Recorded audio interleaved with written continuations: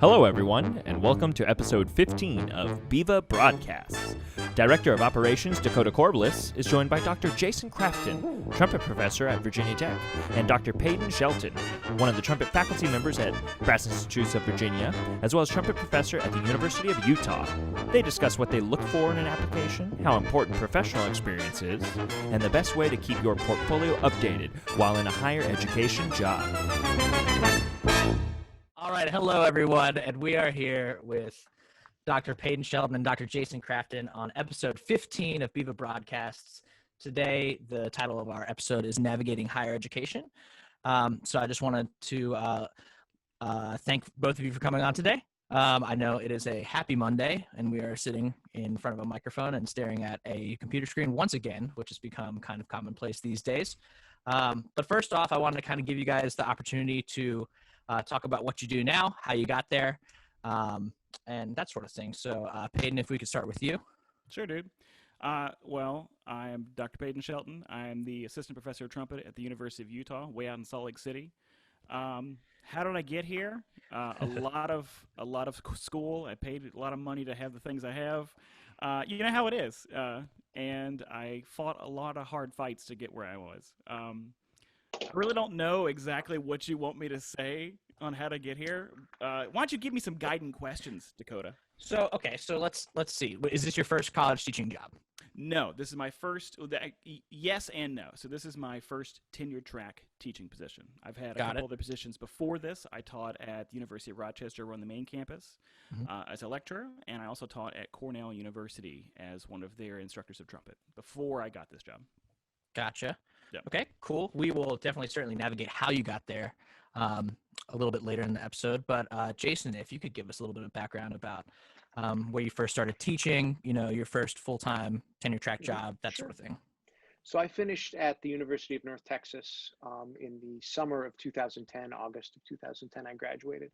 And I was really fortunate to get a full-time job right out of school, which is pretty rare. In this day and age. I mean, it was 10 years ago, but I was a full-time lecturer, full-time adjunct faculty at Texas A&M University Kingsville, which is about an hour south of Corpus Christi in the coastal bend area of Texas, of South Texas. I was there for a year, and then this position came open late June, early July in 2011. I applied for it, and then I've been here at Virginia Tech ever since.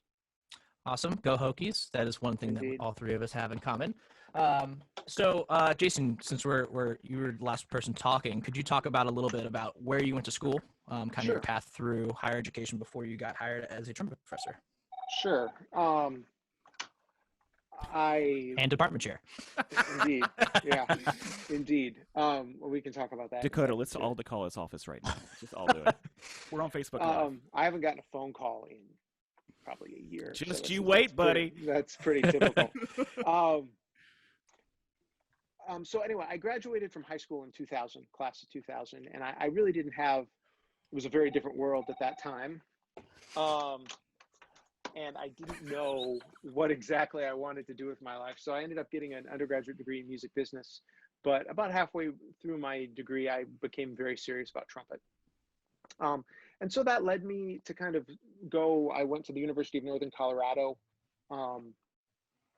Coming out of undergrad, I really didn't know anything about graduate school or where to go. And Northern Colorado it's a good program, but it's a little off the map. But I got really lucky in that my teacher there, Rob Murray, was perfect for me. He was a great teacher. He was exactly who I should have studied with at that point in my career. And it ended up being a really good decision. And through him, Rob had been a student of Keith Johnson when he had gone to North Texas. And so that seemed like the next step for me. Personally, I liked a lot of Keith's writing about teaching and pedagogy. I knew that I was very interested in teaching, as well as playing the trumpet. But I knew that I thought my future lied in higher education as a teacher. And it was important to me to go study with Keith, which was also a great decision. North Texas was a good place for me. It allowed me to teach a lot in the public schools. I taught hundreds, if not thousands, of trumpet lessons in the 3 years that I lived in Dallas. And I learned a lot about pedagogy and teaching and playing the trumpet from Keith, and just being in the musical environment down there was really, really healthy for me. So by the time I left North Texas, I was really well prepared for whatever was next in terms of a career in higher education. Awesome. Peyden, can you give us a little bit of background on your route through college? Yeah, dude. Well, I actually grew up not too far from Blacksburg, where Jason's sitting right now in Roanoke, Virginia, and I started out wanting to be a high school band director because that's when I fell in love with like music itself. And I found a great community in it. I loved being a part of just the band environment. So I went to Virginia Tech originally with the expectation of leaving with a degree in music education, so I could go back and provide the same love that I kind of grew up with in high school. And along the way, I was fortunate to have my trumpet teacher there push me in a direction. It's like, hey, you're a little better than you think you are, and you're growing as a musician. Why don't you add the performance aspect to that degree and kind of make it a double degree? And so I added the performance aspect to it, and I continued just to kind of push myself a little further, and I actually went on into my master's program at the University of Miami. Another connection Dakota and I have. Yes, indeed. So anyway, so there I got a chance to be the TA for Craig Morris, and during that time is actually when I made the shift from being I want to be performance oriented, I want to do an orchestral track, I want to do the thing that a lot of people try and do. And he allowed me the opportunity to actually start teaching a little bit in the second year of my master's. And I think that was the most pivotal moment when I realized I want to do this in higher ed. And after that, I went on to Eastman. I studied with Jim Thompson. I was his TA up there. And I think a lot of the things came together for me because I owe who I am as a musician to John Adler at Virginia Tech when I was there, and then Craig. But I owe who I am as a diagnostician and a pedagogue to Jim Thompson. And I think having that kind of route together really made a true love for being in higher ed and teaching students and trying to find ways to push them beyond where they think they currently are at the moment to where they can be. Awesome. That was very thorough. I wrote that out. I'm reading it off my laptop. I kind of assumed as much. You can't so, read that fast. You can't read it. It's all pictures. Yeah, once you get out of school, do we have to read anymore? No. So a couple questions from our trombone faculty, newly doctored Kenneth Johnson, which is still astounding to me. First off, a easy one. What's the best restaurant in Blacksburg? I would have to say, right now, because there used to be a lot more. Oh, yeah. Well, they're a lot different now. Yeah. Yeah. Well, my favorite used to be Mike's. I used to love to just walk across from the School of Music and Oh get my gosh, ups, that's right. upside Mike's down. closed down. Mike's closed down like 4 years ago, dude. Listen, Time I ago. live in Salt Lake. Leave me alone, okay? They serve their burgers upside down, but they were incredible. And I think that the new, kind of courtyard development over there really messed them up because they took away the parking. But Man, yeah, I'm going to have to cherish rest in that peace, cup I Mike. stole from them. There's actually going to be I'm sure all the people watching this really care deeply about restaurants in Blacksburg, but there's going to be a microbrew pub going into where Mike's was. Oh, okay. All right. You can see that from Good your use of office, the right? space. I can. Yeah. All right. I'm looking forward to that. So what's your current favorite there, Jason? There's a place called the Black Hen that is the best restaurant in Blacksburg. Mhm. It's fancy. That's probably the best one. My wife and I like Lefties a Awesome. lot down on Main Street. That's probably Peyden, when was the last time you were in Blacksburg? And, I still like Gillies. Gillies breakfast is still Gillies like a is good. staple for me. Mhm. I know it sounds weird, but that Chinese restaurant down next to Squire's, so for some reason it's so bad it's good, you know. And Okay. the cellar down at the end of that street's great too. Oh, Cellar's Cellar's great. awesome. Oh, yeah. Yeah. Kenneth also asks, what made you guys decide on your undergrad schools, and how have your thoughts on making that choice changed now that you're on the other side? I went to Drake University in Des Moines, Iowa, which is my hometown. I mean, I'm from the suburbs, but Des Moines is my hometown. I'd been studying with Andy Klassen, who is still the trumpet professor at Drake, for a couple years. My mom had gone to school there. A bunch of people in my family had gone to school there. And they made me an offer financially that made a lot of sense for me to go to school there. And I still think it was one of the best choices I ever made. I mean, it was the right place for me at the right time. I probably could have gotten into a place that was maybe a little more quote unquote prestigious, but I don't know if I would have done as well. As I think back on it, I think the right institution for any student, myself included, is one that 15 years later they feel positively about. And I feel really positively about the experience I had and the way I was able to grow and the opportunities that I was given while I was there. That was beautiful, Jason. I really enjoyed that. Okay, now Peyden, if you could give us one song about our great alma mater, Virginia Oh. Polytechnic Institute and State University. That's a big one. Honestly, the reason I chose Virginia Tech, because like I said, I'm from Roanoke originally. It was like the hometown school. You couldn't swing a bat in Southwest Virginia without hitting someone who either loved the Hokies or loved UVA, and I did not like UVA. So I was gonna go to Tech. I mean, when I was applying to undergraduate programs, I only applied to like 2 or 3 schools, and I only looked at 2 for music. I went to JMU and Virginia Tech, and I think the reason I chose Virginia Tech was its familiarity. I had, even from Roanoke, I did a bunch of band things, like summer band camps at Virginia Tech when it was still going around, and I did the Virginia Tech Honor Band, and so there was already a familiarity with the faculty, with the facility, just the community itself. I'd come to Virginia Tech football games, I'd been on campus, I'd seen the Marching Virginians, and so it's like it felt more familiar to me. And I mean, I think about this question often, and at the end of the day, I always come back like Virginia Tech was the right place for me at that right time. The same thing Jason said. But like, what if I didn't go to Virginia Tech for my undergrad? What if I went to like East Carolina or JMU or VC or some other place in the state? Would I be in the same position I am now? And I don't know. But at the end of the day, I do not regret ever going and choosing the undergraduate experience that I had. Because it was familiar, it was home. It felt good. It gave me an opportunity that was not so new that it put me outside the box where I would have to kind of rediscover myself, but it gave me an opportunity to kind of grow a little bit in a comfortable way without having to readdress a whole new way of living or a whole new place. I was only 45 minutes from my home. My mom could still come do my laundry. Thanks, Mom. Awesome. So I feel the same way, Kenneth, if you care. Virginia Tech is awesome. It's the best school in the world.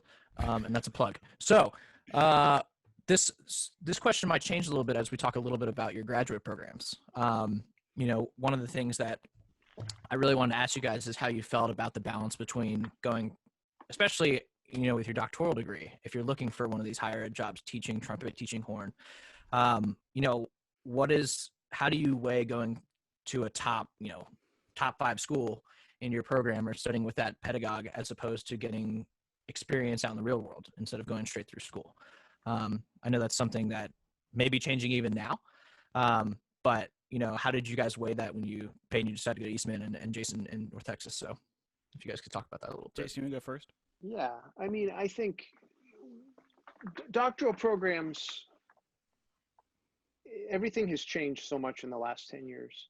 Because all of the people that kind of built these large doctoral programs, the people like Keith Johnson, and before him, whoever, Vince Chickowitz at Northwestern, and people like Jim Thompson, they're all either retired or getting ready to retire. David Hickman has retired. So all the people that really had reputations in terms of doctoral students and doctoral programs are kind of either transitioning into retirement or have been retiring. So it used to be that, at least when I was thinking about this in 2007-ish, when I was really getting in, 2006, right around, was kind of going through school and didn't have a resume already. So that's kind of what led me to North Texas. I think that's changed a lot now. We can talk about that later. But in terms of your question of getting real world experience as opposed to going to school, I personally think real world experience is always a better thing. After my master's degree, I looked for a job. I took some auditions. I did some things. I had some opportunities to do some stuff I just really wasn't that excited about. I mean, had I won the Marine Band audition, yeah, I would have been doing that. But so that's kind of what led me to stay in school. But it was important to me to go to a place like Dallas where I could have some professional opportunities. So I played a fair amount with some professional groups. I did the Dallas Opera thing. I did, some other stuff that was really, really helpful to me. But I do think that if you can make a living either as a freelancer, or if you can get a job, either, playing or teaching at some level post-master's degree, that's always going to be, especially now, that's always going to be a better thing to do than just to go straight through school. Because at the end of the day, you're going to get to school and you're going to get to a teaching job if you're lucky enough to get one, and you're going to be advising students on what they should do professionally when you maybe don't have as much experience, which to me was why living in Dallas was so important. I mean, I really wanted to gain the experience I would have by being in a big, thriving metropolitan area. And you want to jump in? Yeah, well, I mean, my sentiments are very similar to what Dr. Crafton's talking about. Like, and the fact that the master's degree that I chose, at that time I applied to several, and I got accepted to two. One gave me a good offer, and of course I went to that place. But because of that, I got a chance to have some experience, even under the veil of being in the collegiate environment of teaching, and then using that experience, I continued to go on to do something in my doctorate level at Eastman, which again, what drew me there was I wanted to be the best teacher I could be, and I had worked with Jim Thompson before, and I liked that environment, so I strove to go back to that environment because that drew me there. The thing that's unique is, I mean, I currently in my position I have now, I have a graduate program and I have doctoral students. And I mean, obviously, I think still the world of my DMA and the school that I chose for my DMA because it was the right fit for me. But Jason's right; things are going a little differently than they were back in 2012 and 2006 that he did. And so for me, I mean, yeah, this is kind of like a shameless plug, but I also think that the doctoral programs, if you are going to take time and go find that life experience, that I 100% agree what Jason said. But if you're going to go back and look for a doctoral program, also find a program that may allow you to have those opportunities in-house or things in the community around that program that can allow you to have building blocks being built on top of the academic side of things. Like even like you, Dakota, you're doing professional experience while you're doing your doctorate. The things that Salt Lake has, just to talk about my current program, we have multiple opportunities to perform in the Salt Lake region because of the isolation. There's a lot of opportunities to teach. You can travel and go to various communities around the Salt Lake area to kind of build up the teaching repertoire, the performance side of things. But even so, when you come choose a doctoral program, see if you get along with that teacher. Obviously, it's like any program you go into. Does that teacher have the resources and opportunities to provide you stuff that maybe your CV is lacking? Mm-hmm. And that's what I try to do, at least in my capacity at the University of Utah. Speaking of CVs, what are some things that both of you guys have obviously served on some committees for your schools in hiring positions? What are some things that you find that are really necessary to have to stand out? And maybe also talk about the thing that you see that is lacking the most. I think the biggest thing that people need to understand, other than, my when applying for jobs or talking to people who are applying for jobs, the first thing I say, and it usually really serves to shorten the conversation and clarify it, is stop trying to second guess what the hiring committee wants. Stop. Be who you are, be the best version of yourself, and show people who you are. Speaking, I talked about Rob Murray and what a great teacher he was for me. He gave me a piece of advice maybe a decade ago, and he said, the only thing worse than not having a job is having a job that's not right for you. And being totally miserable every single day because you're just not in the right situation.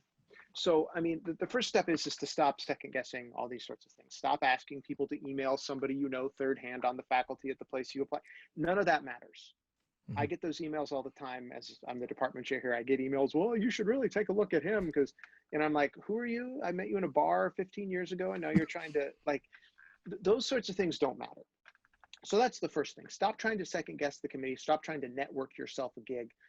Start investing in yourself and figuring out what your materials say about you. The other thing is that people, and a lot of people in doctoral programs don't know this, and I was certainly one of them, is that there are different types of universities that value different things. If you want to have a job like Peyden and I have at a major research university, and these aren't value judgments, they're just different things. If you want to have a job at a research university, you better have some research and creative activity that's gonna stand up to your colleagues' work, that is gonna demonstrate the sort of trajectory that's gonna allow you to get tenure if it's a tenure track position. Jason mentored me in kind of the process of me getting the current job I have, because I went to him because he had a research one and I was applying to research one, and he said it more simply. He's like, already be doing the job that you're going to be doing. Right. In some way. It makes your CV stand out, because why would they hire someone who doesn't have any experience of what they're already going to be doing? Right. In any job, one of my first department chair here, Tracy Cowden, said to me, your job is to get tenure. That's your job. You figure out what you need to do to get tenure and do that. That's what your position is. And that's true at any university. So at Virginia Tech, teaching is really important to me and it's important to my colleagues, but it's not important to the college tenure committee. So in order for me to get past my, in order for me to have my colleagues' support, I've got to teach well. But after that, it's that portfolio of research and creative activity. I would imagine things are pretty similar to that at a place like Utah. In my first job, Texas A&M Kingsville, they want you to do some research. They want you to do some creative things. But by and large, how many students are in your studio? How well are you teaching them? What things are they accomplishing? That's great. There's nothing wrong with either. I personally don't think there's anything wrong with either one of those tracks. There's positives and negatives to both of them. But if you're going to apply for a job, you have to understand those two things.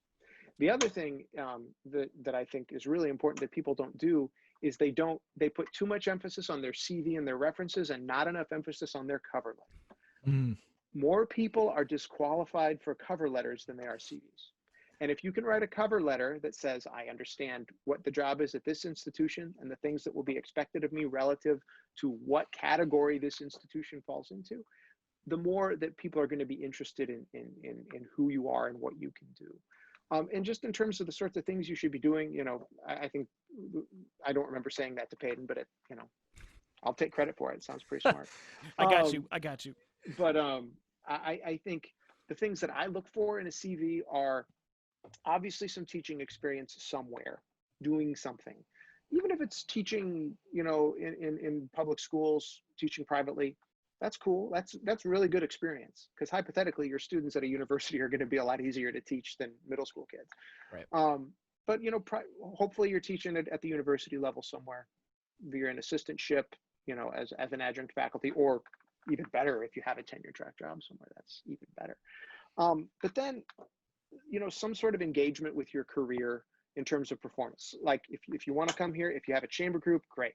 If you're subbing with real performance groups, that's great. If you've recorded an album, that's great. If you've commissioned a bunch of music, that's great. If you've written a really good paper that's been published about something that has to do with the position we're looking at you for, that's great too. All those sorts of things that show engagement in as a performer or a scholar, whatever you are. And then finally, I really value professional engagement with people that I see. The thing I've learned, to me, is I'm much better at my job than I was 10 years ago when I got to Virginia Tech, because I've You've been there developed 10 a years. network. Oh my gosh, we're all getting old. This will be my 10th year. I've developed a network of friends and colleagues that I learn from all the time. I learn from Peyton all the time. I learn from, a lot of other friends I have in the business. I mentioned Brian Walker earlier, a guy like Ryan Gardner or Whiff Rudd, or these people that I've worked to kind of communicate with or just be in the same room with, so I can learn what they're doing. And I'm getting better at what my job is by just simply having that network. And if you see somebody whose CV really shows that they're well connected, that's going to be great. They're going to be able to attract students to the school. They're going to be able to cultivate opportunities for themselves. It's not 1985 where a trumpet player can go play on a recital series somewhere. That doesn't, Håkan Hardenberger gets to do that. Peyden and I don't get to do that. That's just not the way the world works anymore. So somebody that's a part of a musical community and is working within that community in a way that's substantial, I think that's probably the clearest way to say what we and here what we look for in terms of hiring. Yeah, Peyton, you got anything you want to add on to that? That was a pretty Yeah, he's nails. in depth. You got it. Yeah, you got it. Okay, well, we'll start with you. What is if you're looking at a CV or resume or cover letter, what's your biggest pet peeve? What's one thing that really turns you off from considering somebody for a position? I mean, when I look at them, obviously I want it to be organized and I want it to be set up in an appropriate structure for the job you're hiring for. I mean, obviously I don't want to know that you played at a quinceañera back in 2012. But yeah, it counts as performance, but it's not what we're looking for at a Research One. So just understand the application process and what the structure of either the cover letter or the CV, or even just make sure you're reading the application so that you are sending the appropriate material, one, in the right file type and right amount, but also at the right time. Don't send everything you got right up front. Well, if we want some extra stuff, we'll wait and ask for it. Because if you start doing that, it automatically shows you don't know how to read instructions. And so, like, set yourself apart by reading the instructions. Gotcha. Yeah. Jason, your biggest pet peeve? Yeah, it's usually along those lines. I mean, it's usually a cover letter that makes it really clear that I don't put any value on people that, read our website and know how many faculty we have and all those sorts of things. I don't really care about that because that's pretty much the lowest bar Hanging fruit. that you can set. Yeah, I mean, that's not, well, I noticed that you have a brand new performing arts hall. Cool, like, great. But it's just the idea that, you understand what this job is. You understand, I'm going to be working with undergraduate students. This is what I would do with an undergraduate student. I know that I have to do research and creative activity on this level. These are the sorts of things I would do. Just simply addressing what's there. I've seen some real interesting cover letters, that allude to, I went to grad school with your flute professor. Okay, great. But just simply being really clear about what the job is. I mean, I think people from the outside, and I don't know how Peyden feels, but the music faculties as a whole, we feel a great deal of anxiety and excitement in equal parts when we hire someone. We're very excited about the opportunity to do it, but we're also very anxious about it. Right. We want to find somebody who's great and who's easy to work with and can do it, and who we will be proud to call our colleague. Correct. So much of what you do when you apply for a job is answering those questions. Are you going to be a pain, or are you going to come in and understand what the job is and do that job to the best of your ability? Gotcha. Yeah, I mean, it sounds like it should be pretty straightforward. But sometimes people disqualify themselves early on in the process based on what they're submitting and what they're saying, and trying to overvalue things that aren't really necessarily important to the process. Mm-hmm. Correct. Cool. Well, good to know. I'll be doing a lot of these applications soon. So You're taking notes, Dakota. Yes, I am saving this video. So, which will be available at a later date. Don't worry, everyone. So let's see. I had some questions here, and a lot of them are kind of cross-contaminating, which is good. So both of you guys are, I'm going to plug Fifth Bridge here. You guys are in a chamber ensemble of a trumpet quintet, Mm-hmm. with a couple of other people that used to be more local, but are now in the Northeast, and Gabe as well over at ECU. And so I kind of want to ask about, you're both in tenure track jobs now, and you're both super. Rub it in, Crafton. So, obviously, you're in positions that you both enjoy, but there's always the process of just making sure that your portfolio is always growing and isn't stagnant. At least that's what we hope for with our educators. Yeah. And so, what are some of the things, you started this chamber ensemble after you both got gigs. I think Peyton had started after you got to Utah. What are some other things that you could add to your portfolio that can either, strengthen your position within your own university, or you can use it as a way to be attractive to, hypothetically, I'm not saying this is happening if anybody at Utah's Virginia Tech is listening, but if you were to look for another position, like, what are some stuff that is good to do while you're in a job that is full-time, that is going to take up a lot of your time, that can still be applicable and not necessarily something that's going to burn you out? I mean, I'm going to go No, first. no, okay? go. I'm going first. You go first. I mean, the thing that I think helped us develop this ensemble. I mean, obviously, the ensemble itself kind of came from Jason's brainchild. Like this whole thing kind of started with him. So I mean, he can talk about. Can you talk a little bit about what Fifth Bridge is? Sure. Go for it. I'll do that, and then you can add that in. So Fifth Bridge started because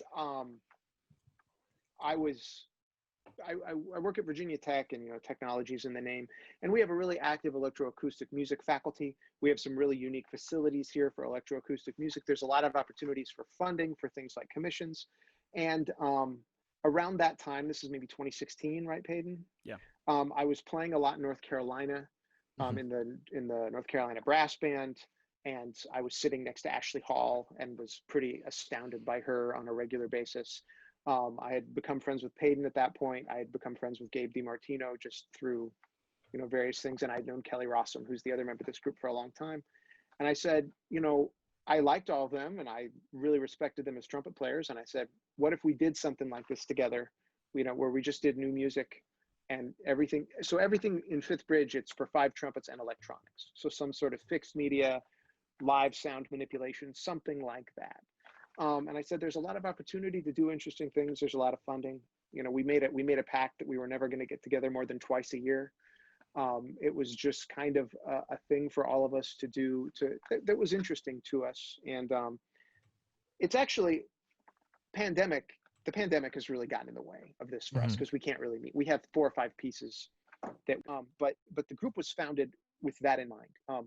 Obviously for those of us that are and actually all of us are in academic jobs now because Ashley's on the faculty at Longy now.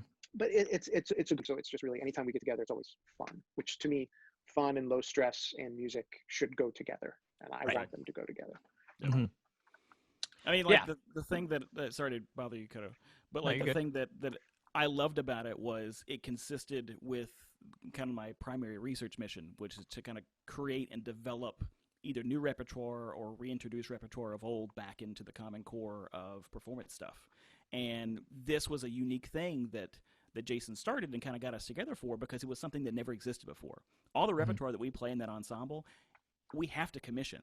There is not a pool or a set of repertoire that exists somewhere else for 5 trumpets and electronics. It's all new. So every piece that we've ever done in any concert we have, we had to commission, we had to create for it. And I kind of love that. I mean, that's kind of the thing that I focus on the most is I'm trying to find outlets that maybe the university community needs, maybe the Salt Lake community needs, the global community needs. Just developing repertoire is one of the things that I focus on. Gotcha. Are there other like professional engagements that would also be applicable to this? I know, Jason, you have the Trumpet Day that happens every year now, and you're bringing people in and stuff like that. That's a good recruiting event, and I do that. We raise a little bit of money for a scholarship fund we have, and it's really more of a good experience for the students. It's a great way to kick off the year. It's a great way to get some high school kids who are going to be next year's incoming freshmen, hopefully, onto campus. But in terms of professional work, I really think you have to, anytime you're in a job, you have to kind of figure out what's possible for you in that job. If I had Peyton's job, boy, I'd be gunning for the Utah Symphony as much as I could. I'd be trying to be on stage there as much as I could, just because that's right there in town. In Virginia Tech, a thing like we talked about Fifth Bridge, that's not really possible anywhere other than here. Really, I mean, we just with the facilities we have and the faculty we have and the institutional focus on those sorts of technologically driven things. There's not a lot of other places you can do that. I do think it's really important, no matter where you are, to remain active and to remain productive. I think, especially once you've received tenure, it's really important. I think all of us, need to view tenure as a responsibility as opposed to just a goal, as opposed to like, I can coast now, I've got tenure. That's unfortunately kind of true, but we have to kind of, in my opinion, that responsibility needs to be on the forefront. So I do a lot of things. I write a lot. I write recording reviews for ITG, which is an easy way for me to remain active. It's an easy way for me to stay current on what's going on in the world. I travel to play a fair amount. I also just, I'm a trumpet player, so I want to keep doing trumpet player sorts of things. This year during the pandemic, I think my plan is to become a little bit more of a scholar. Got a couple articles that have been kicking around in the back of my head that I need to get down on paper, and write. And now's as good a time as any, because there ain't going to be no gigs for a while. So, I can take a little bit of time away from the trumpet to do some other things. But I think that the idea of that we're all staying active all the time, if we expect students to listen to us, and if we expect to teach from any place of authority, then we have to practice what we preach. We have to be active. We have to be playing music. We have to be practicing. We have to be, doing we have to be modeling the behaviors that we want our students to do and to have. If we can jump over to a couple of questions we have on the live stream. Ben Stovall asks, what kind of research and creative activity does a music faculty at R1 school have to maintain? Does Fifth Bridge count in this way as an academic pursuit? He's into chemistry, so he knows what academic activity means in the physical sciences, but always has wondered how it works on the music side. Hi, You wanna Ben. answer Ben's that? a Virginia Tech student. He's a grad student in chemistry, I think. Awesome. Much smarter than me then. Right. Much more well paid. You weren't supposed to agree with that. There it is. Yeah. So yes, it does count. I mean, creative activity, creative work counts in the same way that traditional scholarship would count for someone in the hard sciences or the humanities. Gotcha. How did you rate? This is another comment. How did you prepare for interviews? Do you have any suggestions you can give to people that are still seeking college jobs? I mean, for me, I sat down with questions I've gotten from people that had been asked in interviews, and I think Jason, you even asked me some questions when I was prepping for I think so. any jobs that I took before I was awarded the one I currently have. And it's just getting used to understanding how to say what you want to say in a very controlled and clean and cognitive manner, so that you're not coming across like, yeah, Trumpet, I gotta get them students in here. Like, it's just, it's not saying you have to have like a formulaic kind of like structure to how you're saying it, but you have to say it in a way that it shows that you've thought about this process. You're not coming up with it on the spot, and you're approaching that job, the job that you want, in a way that shows that you have taken the time to understand what elements maybe that school has, whether it be from their website that Jason doesn't like people to look at and talk about in their cover letters, but just kind of understanding or trying to figure out information about either the region, the community, the school, the program, so that you can kind of speak in a way that shows them, well, why don't we just go ahead and hire this person because they're already doing the job that we want them to do. And so, like, for me, prepare for Utah, like, I looked into the community itself. I looked into what programs, maybe they had a pre-college division, things like that. I mean, I spoke to people that I knew in that region about, hey, what's going on in that part of the country with high schools? How are the band programs, things like that? Has this program reached out to you in years past? Was it effective? Was it ineffective? And just kind of like trying to figure out the lay of the land. Not saying that you should do like this reconnaissance research for every job you apply to, but having a basic level understanding of what resources that school has, and being able to communicate those resources back to them with like your personal ideas and your structure, that helps you out. And then going through the questions that people have done before, because it's sad to say, a lot of questions often do get recycled from year and year and year and interview after interview. I mean, the one that I see come up the most is, why X school? And so as long as you have an understanding as to why you're applying to it, obviously the first answer is not going to be like, well, I don't have a job and I'd like to have one. I mean, but that is actually the right answer. Yeah, you're exactly right. But I mean, it's like, but I mean, you can't flat out be like, you're on campus and you're interviewing, like your nice clothes, and you're like, well, why this school? Bro, I'm broke. Yeah. But I mean, so you have to understand. That question becomes a lot more important once you already have a job. Being Right. able to, seriously, that's a really, you're gonna get that question, and you better, if you're in a position, a tenure track position already, you better have an answer. Correct. And it better not be, I really like the mountains. You know, I mean, it's. I do like the mountains. Well, me too, but I mean. Another question from Go ahead. Can I Sure. just jump in real Don't quick you on that one? interrupt So him. I'm sorry. Peyton's a much better trumpet player than me, so he's not really worried about his recital.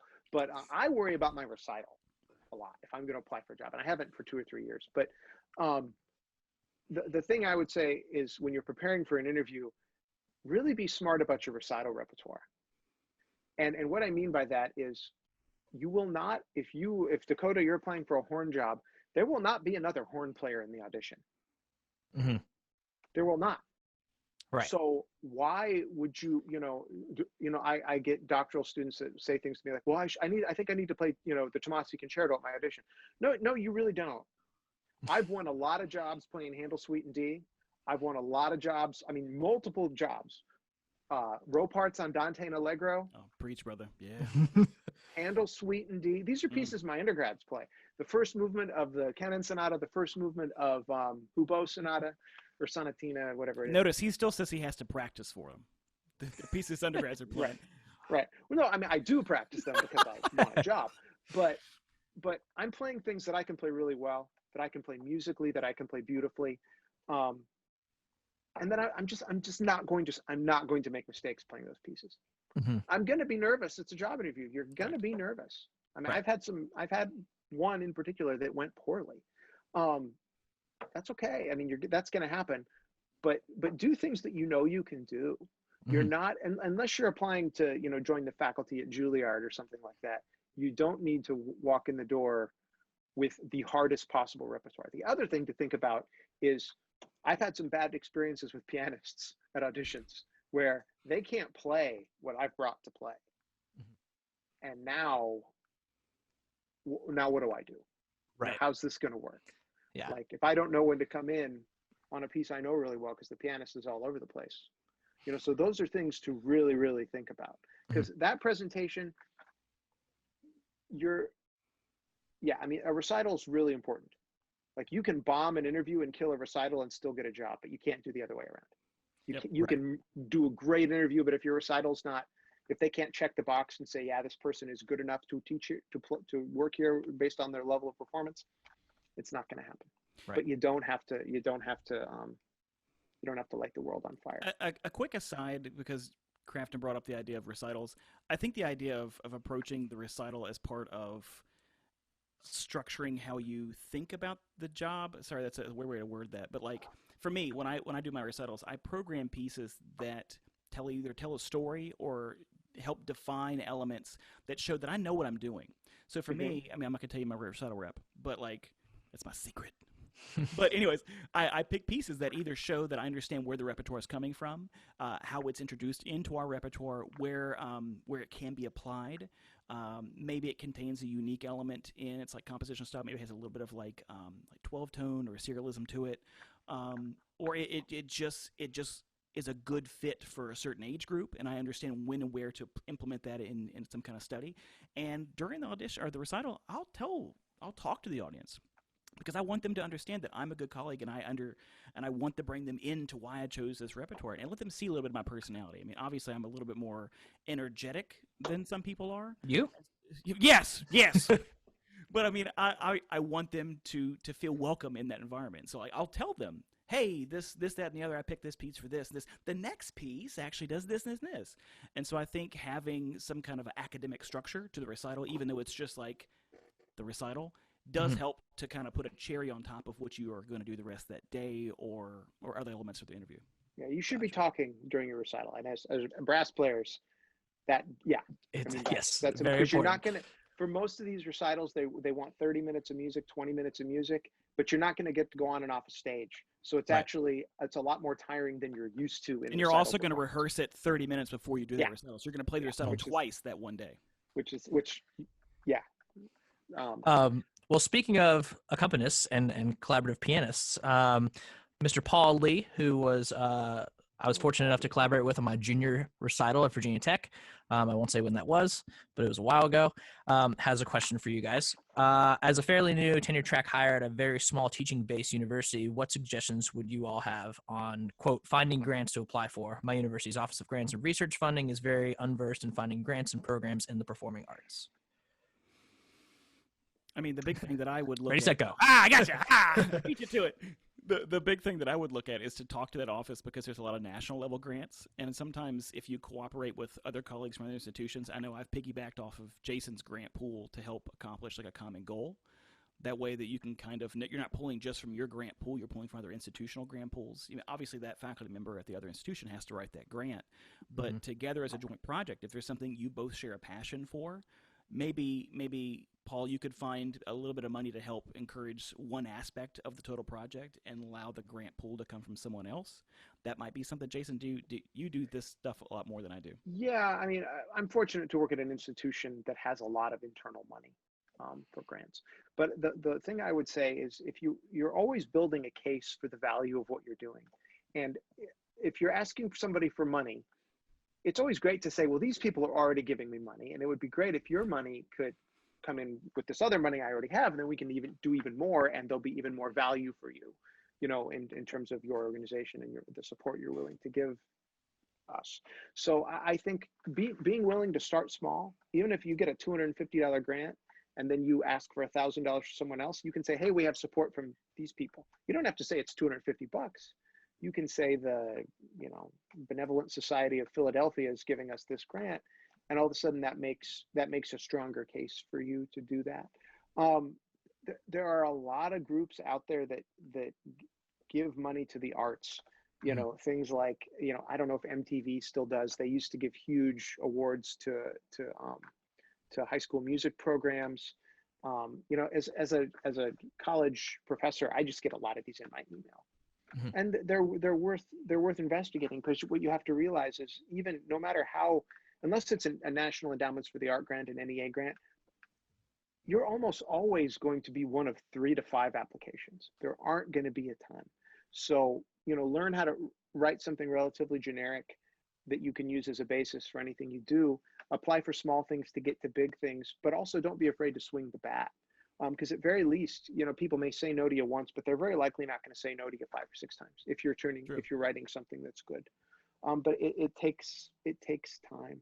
And obviously, if you're at an institution like Virginia Tech or the University of Utah, if Peyden or I need $1,000 or $1,500 for some project, we're not sweating that, because we can get that pretty easily.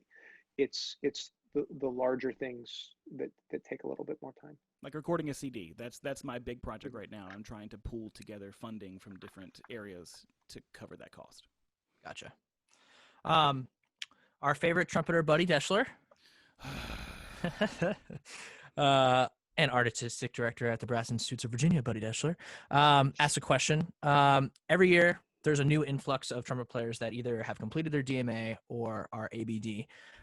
What are some additional things that can separate someone from that large pool of people when applying for jobs? I know we covered a little bit of this at the beginning, talking about, what sets people out from a CV or resume, but I think especially during this time, which is hopefully over soon with this pandemic, what are some things that people that are coming out of the job right now that might set them apart, having the ability and the confidence to teach online, or being able to do virtual master classes and stuff like that? Like, what are some things that people can add that might separate them from this new crop of recently graduated students?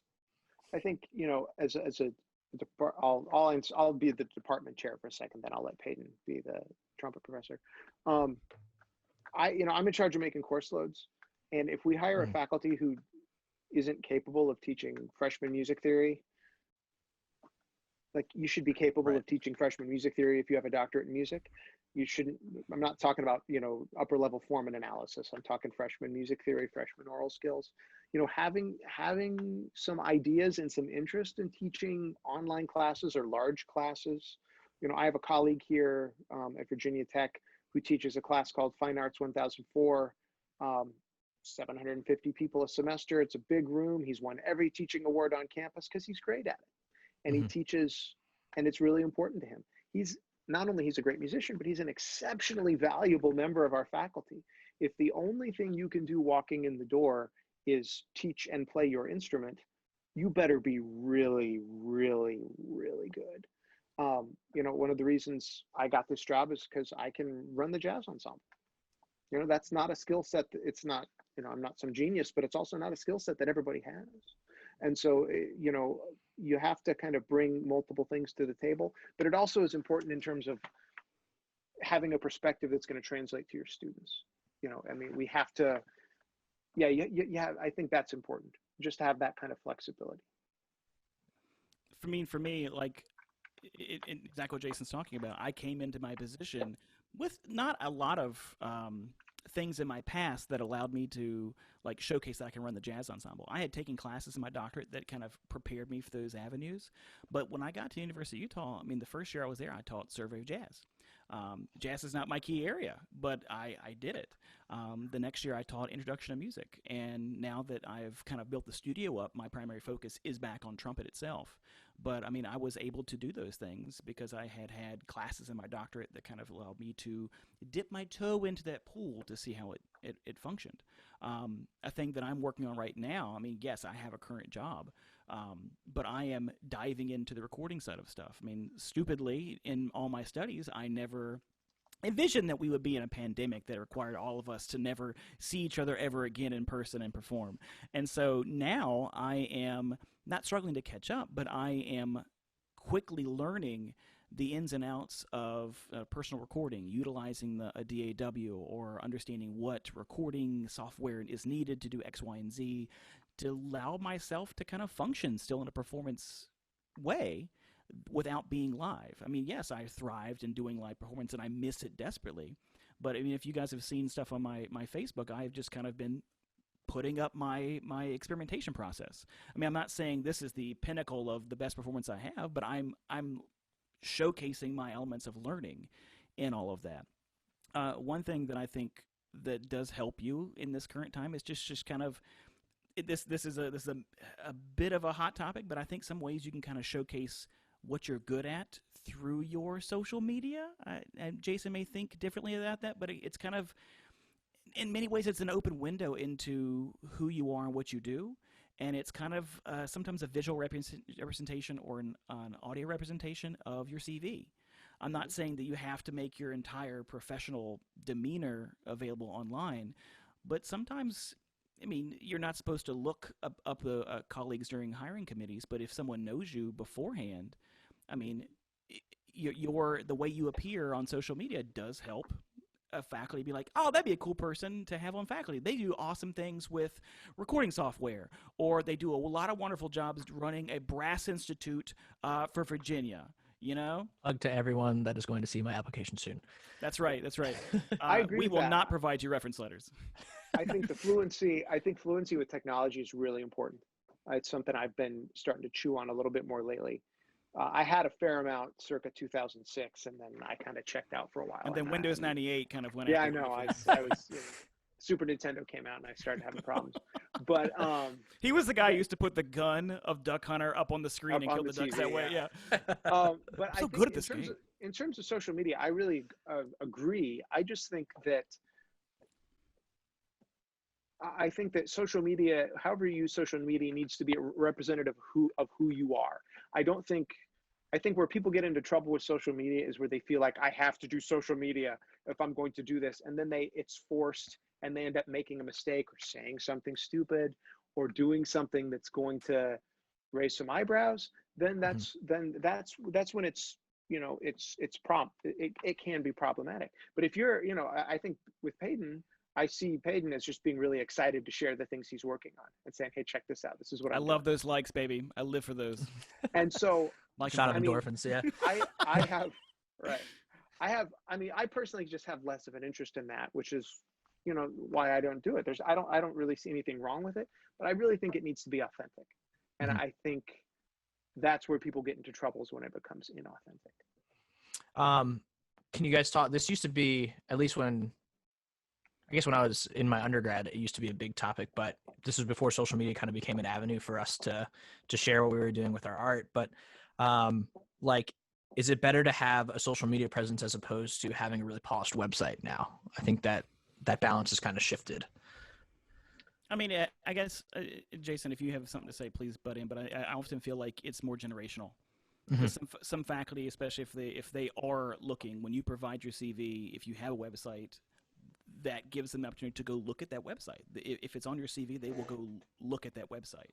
Social media, I mean, is often kind of off limits until either the candidate like offers it to you or you just know them personally. Right. So, I mean, it's a different thing. Jason? Yeah. I mean, I think websites are great for people who are performing and making money touring. The American Brass Quintet has a website that's going to be really important for them. I'm sure Canadian Brass is the same way.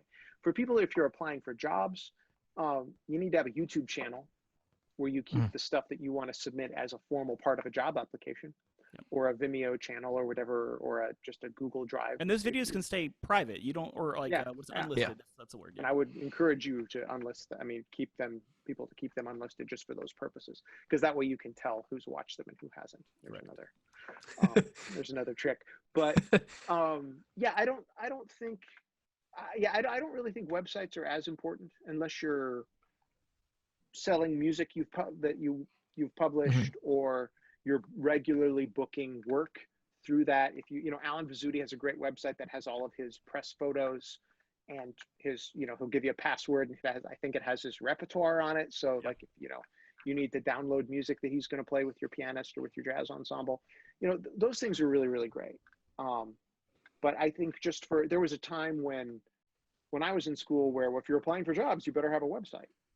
I don't really think that's as important. I think a YouTube channel is, as long as you have some way to share your work with a hiring committee, then I think you're in good shape. We're still kind of leading off Buddy's question, but I think like for someone like Buddy who has his entrepreneurial musician stuff, that place is a good place for candidates to go look at that material. I mean, so that functions in that manner.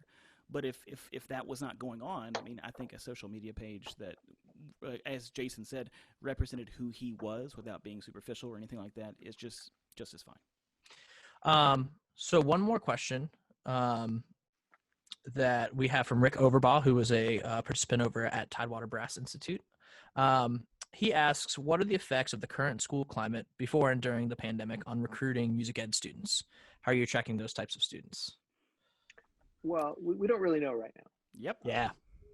There's a thing called summer melt.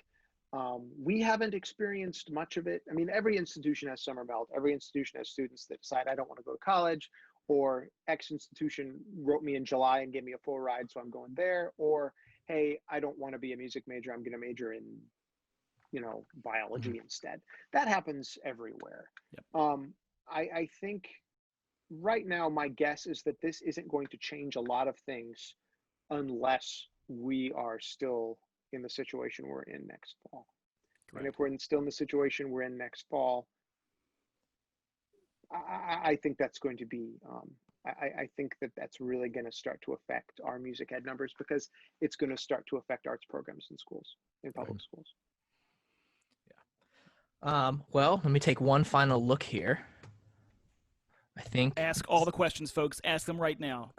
We're going to wait an extra 10 seconds because there's a little bit of delay. So, it's okay. So we talked about favorite food in Blacksburg. What's your favorite restaurant to go to in Salt Lake? There, Peyden. Oh my gosh. My wife and I have this running like Google Keep document that anytime she visits me, we live apart. She lives in D.C. She's part of the Army Field Band. And so every time she comes out to me, we go see, or not go see, but we go to a new restaurant. And like for me, we have this gigantic list of things we go to. My favorite restaurant in Salt Lake. Actually, I think it's a place downtown called White Horse. It's between Main Street and 4 South, and it's just kind of like this cool, like industrial vibe. They make great cocktails, wonderful food. I like that. But there's also a restaurant up near campus called The Pie, and it's like this kind of divey pizza place, and you walk down underneath like this pharmacy to get to it. Jason, I take you there? Yeah, we went there. Where's that burger place we went to? That place was awesome. Oh, Lucky 13? Yeah, it's out next to the baseball stadium. That place is great too.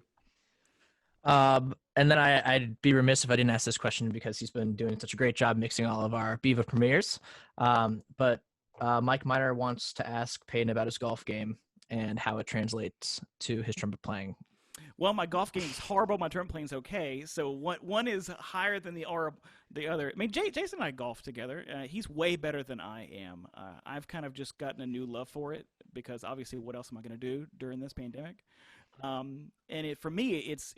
I was talking to my wife about this the other day. Like, it's fun to finally have something that is away from trumpet, that is not music related. It's not the same stuff I do day in and day out, and it allows me to have like this escape away from something that, when I'm working, I am working and I am on the grindstone just having at it. But having like this renewed love and something away from that really is kind of helping me to kind of keep my sanity in some ways. Yeah, golf game is horrible, Mike. Thanks for asking. I did get an eagle the other day, or during July, and I shot a really low game that I was really proud of, but that is way not consistent. I don't know what was going on that day. I must have got some sleep or something. Well, I just want to say thanks to both of you guys for coming on the show today, and taking time out of your Monday. I know it's very warm in most places. I don't know where you are right now, Peyton, but if you're in Maryland, I know it's hot up there too. So, yeah, I'm in the armpit of America here. So, but yeah, thanks again so much for coming on Be the Broadcast. If you've watched a couple of our episodes, you know that there's something that we do that makes it really nice and lighthearted at the end of our episodes. And you guys hopefully will be very good at this. But it is your best mouth trumpet impression. And so if you need a little bit of a I don't Why know, don't you like an show us? example. Dakota? Yeah, I'm happy to do show it. us. I've done some practicing by mouth trumpeting a lot of songs that I listen to in the car. So hopefully I don't fail epically here. All right.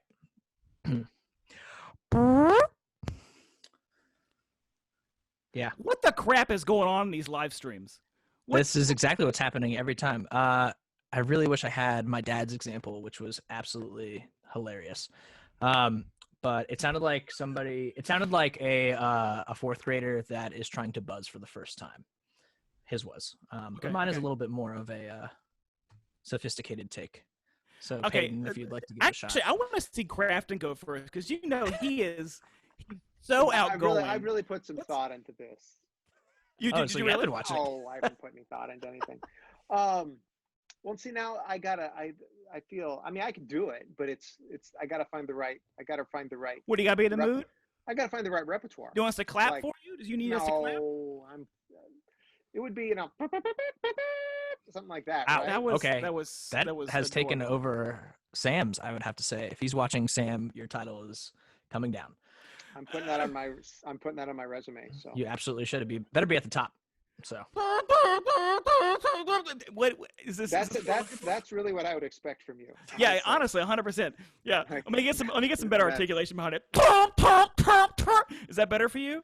It was- Gosh, Jesus. this is going to my 10-year file, folks. This is great. The internet is forever, man. So Oh yeah, and these will be edited and posted. And I think hopefully, if I have the time, I'll put together a kind of a all skate of all mouth trumpets from this month. Can I get just that please. sound clip, and I'm going to use it as your ringtone when you call me, Dakota? Is that okay? Oh, to ask you for another favor? Yeah, absolutely. Yeah, It'll be yeah, great. perfect. Yeah, so Yeah. I'll never to pick up. All right. Well, thank you again, guys, for coming on. Tomorrow we have Buddy doing a virtual version of The Entrepreneurial Student. He's having a couple of guests on that weren't originally posted, but you'll see them tonight. They include Dr. Deanna Swoboda, Director of Entrepreneurship and tuba and euphonium professor at Arizona State University. Abby Lannon, the Goofy Youth, if you follow her on social media. If you don't, you should. And then also Luke Gall, who's one of the co-founders of the Ultimate Drill Book. And they will all be on tomorrow at 1 p.m. Eastern to join Buddy for his virtual entrepreneurial student session. Once again, thank you to Dr. Jason Crafton at Virginia Tech and Dr. Peyton Shelton at the University of Utah for coming on today to talk a little bit about navigating higher education. We will see you all tomorrow. Go Utes! Thank you to Dr. Jason Crafton and Dr. Peyton Shelton for sharing their time and knowledge on this episode. If you're going to apply for a higher ed job sometime soon, make sure to save this one. If you'd like your product or school to be featured on our broadcast, please reach out to Dakota Corbliss, Director of Operations at dakota@fredbrass.com, and we'll be sure to set it up. Thank you all for listening. See you next time.